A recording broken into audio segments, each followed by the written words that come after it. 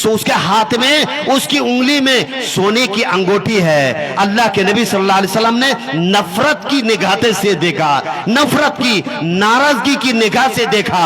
अल्लाह के नबी को नापसंद हुआ कि ये सोने की अंगूठी ये मर्दों के लिए जायज नहीं है, नापसंद निगाह से देखा।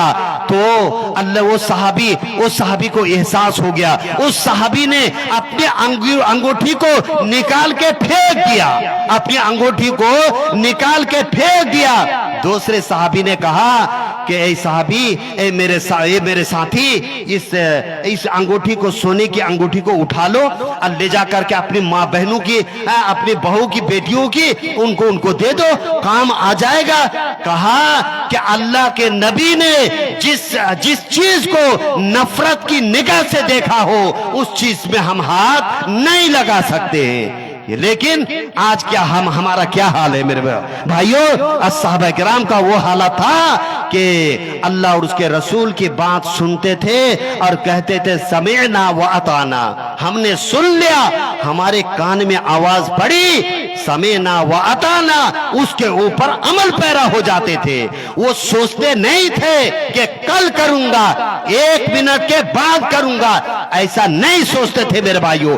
जैसा सुनते थे वो समझ जाते थे कि 1 मिनट के बाद अगर मैंने अमल किया तो हो सकता है कि अल्लाह का अजाब आ जाए, अल्लाह की तरफ से आफत आ जाए। और हम हजारों बुराइयां, हजारों नाफरमानियां करने के बाद भी हमें डर नहीं लगता है मेरे भाइयों, हमें डर नहीं लगता है। और यही नहीं, इसके अलावा हमारे समाज के अंदर ऐसी बुराइयां हैं मेरे भाइयों। कौन कौन सी बुराइयां का नाम लो, आज पूरा जिस्म छलनी है। कौन कौन सी चीजों का, कौन कौन से जख्म का नाम लो मेरे भाइयों। एक तो बेनमाजी की ऐसी तादाद है कि 90% लोग बेनमाजी, 90% लोग बेनमाजी, जो जुमा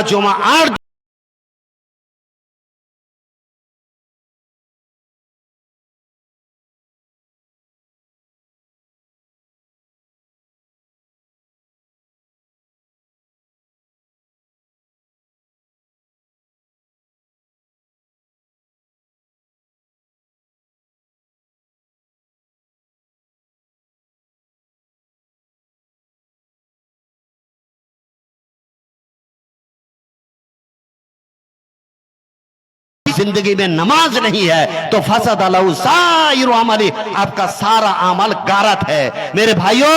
50,000 रुपये का आपने बकरा खस्सी दिया कुर्बानी और 2 लाख का आपने बैल दिया, बर्बाद है अगर आपकी जिंदगी में नमाज नहीं है मेरे भाइयों।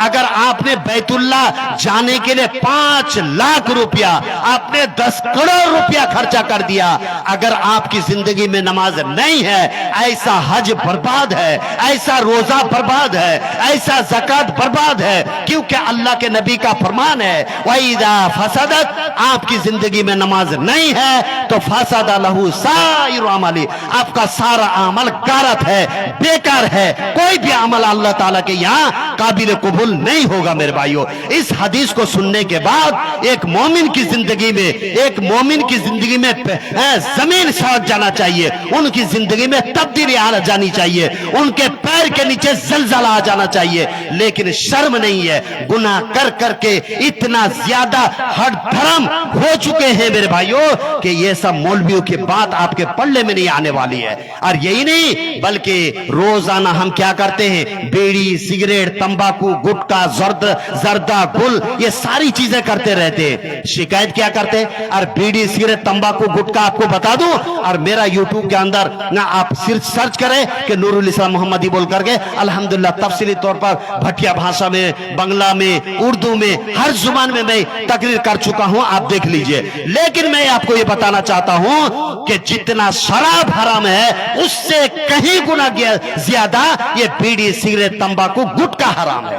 ये हमारे बाप चाचा लोग दीन में 70 मरतबा ऐसे मलते रहते, इनको शर्म भी नहीं है, इनको गैरत नहीं है मेरे भाइयों। ये तंबाकू खा करके मस्जिद जाते।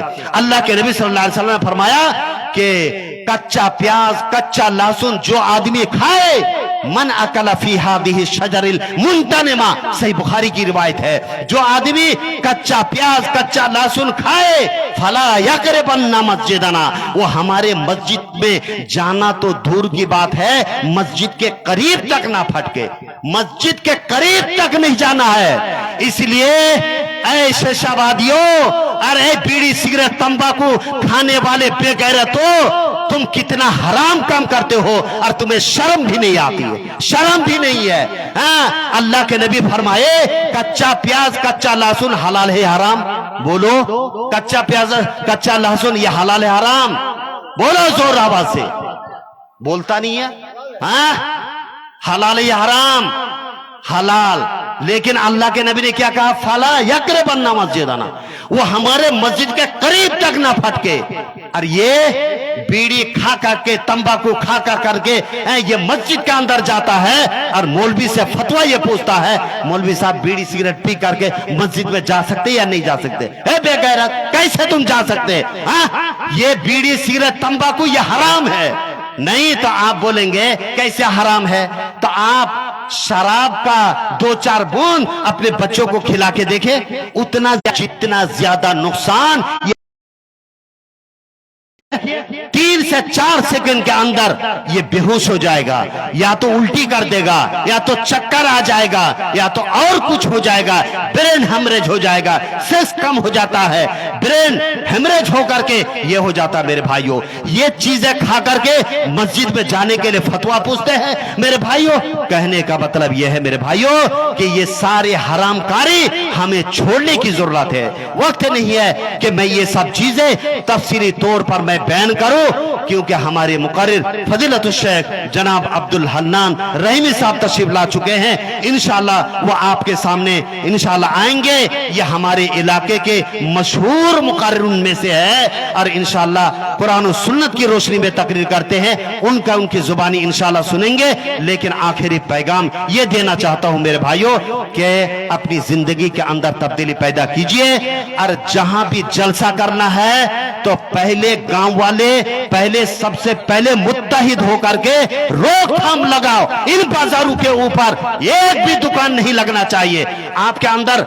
ये आखिरी बात बता दूं कि मेरे भाइयों, अगर आप खेतों के अंदर इधर से उधर ना जाए, कांटा लगा देता है, जमीन की वजह से झगड़े फंदे सब कुछ कर लेता है। लेकिन ये कौम शरीयत का जब मसला आ जाता है तो औरत से बदतर हो जाता है। इनकी हिम्मत जवाब देती है। मेरे भाइयों, ऐसा बेगैरत मुसलमान ना बनो, ऐसा कमजोर मुसलमान ना बनो, बल्कि दुकानदारी बंद करने की जरूरत है। और इंशाअल्लाह इसके बाद जो भी जलसा होगा, बेगर दुकान के एक भी दुकान हम लोग इंशाअल्लाह लगने नहीं देंगे। बोलिए इंशाअल्लाह, बोलिए इंशाअल्लाह। लेकिन आप लोग इंशाअल्लाह बोलने में भी आप लोग को तकलीफ होती है। बोलिए इंशाअल्लाह नहीं देंगे। इंशाअल्लाह पहले मजबूत हो जाइए, बहुत ताकतवर है। अल्लाह तबारक व तआला से दुआ है कि अल्लाह तबारक व तआला हमें कहने सुनने से ज्यादा अमल की तौफीक अता फरमाए और उम्मत मोहम्मद सल्लल्लाहु अलैहि वसल्लम को सिराते मुस्तकीम पर गामजन फरमाए। आमीन या रब्बल आलमीन। अब आपके सामने